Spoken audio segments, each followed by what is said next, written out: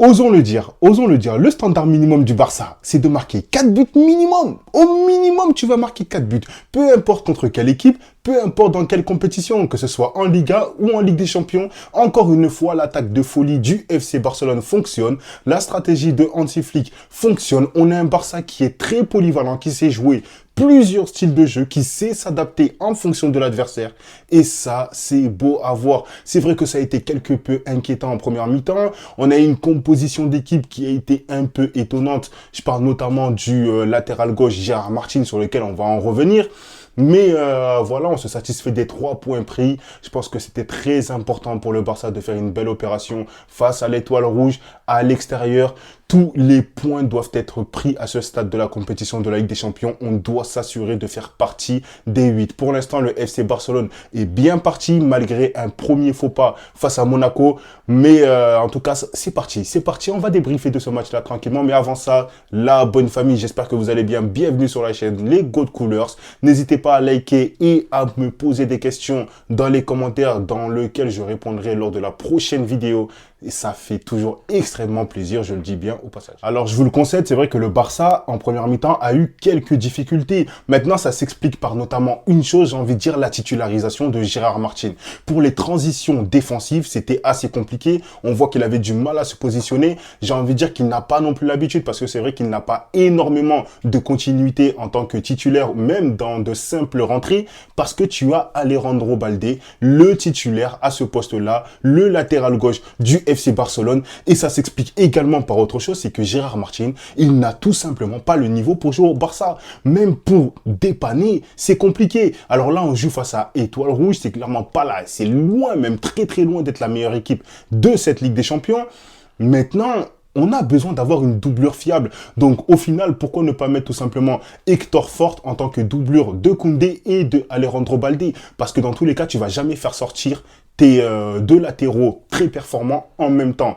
Je dis très performants, mais c'est surtout parce que ces derniers temps, Alejandro Balde revenait bien. Donc voilà, Gérard Martin, assez compliqué. Il y a également eu la titularisation de De Jong. Alors De Jong, on sait à quel point c'est un grand joueur. Moi, personnellement, j'ai beaucoup d'affect pour ce genre de joueur-là. Pour De Jong, en tout cas, tout le joueur qu'il est. Mais c'est vrai que dans ce match-là, je pense qu'il aurait pu en faire un peu plus. Et un des gros problèmes de De Jong, et depuis plusieurs saisons, je pense que on le voit, c'est dans son caractère, sa nonchalance. En fait, tu sais pas, des fois, tu as l'impression qu'il ne se donne pas à fond. Et ça, c'est compliqué de la part de De Jong, sachant que le FC Barcelone, en ce moment, prône un football très, très offensif, avec énormément d'intensité, un pressing très, très haut, une défense très, très haute.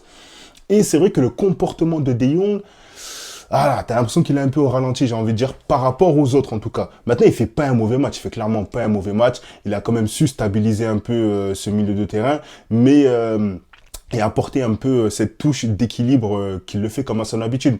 Maintenant, je pense qu'il va quand même falloir il va lui falloir du temps de toute façon pour qu'il se projette un peu plus, pour qu'il puisse prendre un peu plus de risques. Je pense que voilà, là, il était plutôt dans l'équilibre, dans la gestion, mais j'en attends quand même un peu plus de la part de Jong. Maintenant, parlons quand même des points positifs. Lewandowski qui marque un doublé, qui marque son 99e but en Ligue des Champions, et ça, c'est appréciable. C'est appréciable parce qu'on a tout simplement un Lewandowski qui se comporte comme un pur renard des surfaces, s'il vous plaît, mesdames et messieurs.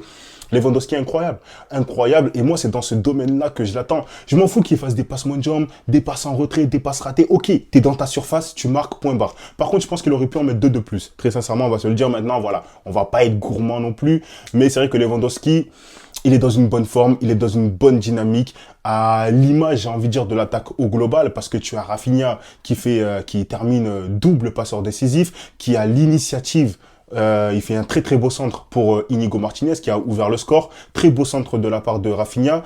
Et également, il est passeur sur Lewandowski pour son premier but. Le premier but de Lewandowski, bon, c'est surtout qu'il a tiré, poteau, Lewandowski était là. Mais il est quand même à l'initiative des 2 premiers buts et ça c'est très très bien. Et d'ailleurs c'est lui qui marque également le 4e but. Mais parlons aussi de la performance de Jules Koundé. Et le parallèle qui est très très intéressant entre la performance de Martin et la performance de Jules Koundé. Parce que Jules Koundé, il avait l'apport défensif et offensif. Parce que ce soir, il termine triplé passeur décisif. S'il vous plaît, il a été clinique. J'ai envie de vous le dire qu'il a été clinique. Ses prises de décision, elles étaient bonnes. Sa combinaison avec Lamine Yamal, pardon, elle était bonne. D'ailleurs, Lamine Yamal, au passage, qui est quand même à l'initiative de ce troisième but barcelonais, parce que c'est lui qui monte le ballon, qui gagne quelques mètres, qui élimine, qui ensuite la passe à Koundé, ou je crois qu'il la passe à Pedri, ou ensuite à Koundé, qui centre en première intention pour Lewandowski. Ensuite, sur sa deuxième passe décisive, pour le quatrième but de Rafinha, c'est lui qui a ce duel physique avec le défenseur adverse et il le bouffe complètement. Il le bouffe complètement. Donc voilà. Ce soir, pour moi, Jules Koundé, c'était peut-être le meilleur joueur barcelonais. Et c'est pas seulement juste dû au fait qu'il a été décisif, qu'il a staté. C'est vraiment son apport au global parce qu'il étire quand même cette défense adverse. Parce que quand tu joues face à une équipe comme l'Étoile, et franchement, moi, voilà, ils ont tout le mérite de jouer comme ça, bloc très très bas, contre-attaque, ok, on a l'habitude de ça.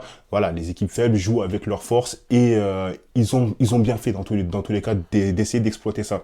Maintenant, pourquoi le FC Barcelone réussit en deuxième mi-temps à être plus à l'aise et à percer un peu plus les lignes, les défenses adverses, c'est tout simplement parce que tu as un Koundé qui est très très à droite, qui étire ce bloc, ce qui te permet d'avoir un peu plus d'espace dans l'axe. Et du coup, le rôle, l'importance de Koundé a été plus qu'important. En tout cas, voilà le FC Barcelone qui remporte ce match. Très très belle victoire, je suis très content. Même au passage, Casado, pour moi, il a été tout simplement énorme. Lamine Yamal, c'est vrai qu'il ne state pas dans ce match-là, mais il a encore montré son importance.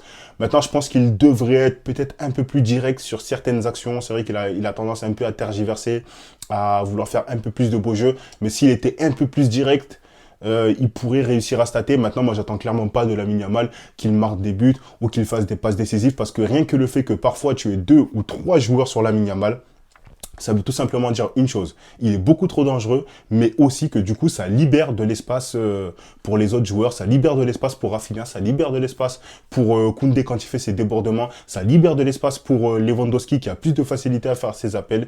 Donc voilà, les multiples tentatives de Lamine Yamal, pour moi, c'est pas des échecs et je l'encourage à continuer dans cette voie-là en étant peut-être un peu plus modéré, un peu plus direct. Et voilà, belle performance de la part du Barça, je suis très très satisfait.